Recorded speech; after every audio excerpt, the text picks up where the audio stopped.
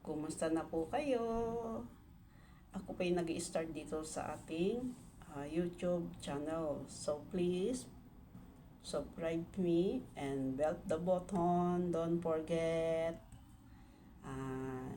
Sana po ako'y inyong suportahan. Panoorin niyo po ang aking ibibigay na video or tutorial para sa inyo. So, tara po. Ito ay tungkol sa Facebook password. Yun po yung medyo nakakalimutin na tayo. Alam mo naman na ay isa na rin po ako doon. So, yun po ang aking ibibigay sa inyo. So, simulat umpisa hanggang sa matapos ay panoorin niyo po.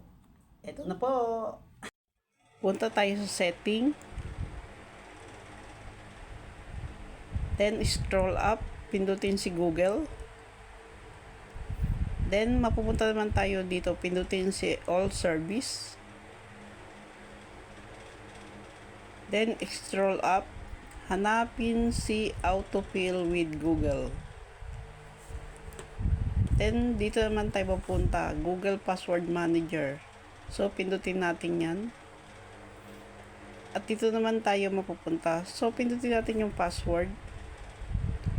Then, scroll up. Hanapin natin si Facebook. Then, pindutin din natin siya at dyan natin makikita yung mga nakatagong password natin na para hindi nyo siya nakakalimutan or malilimutin kayo. So, dyan nyo po siya makikita. Sana po nasundan nyo po ang aking video. Thank you everyone.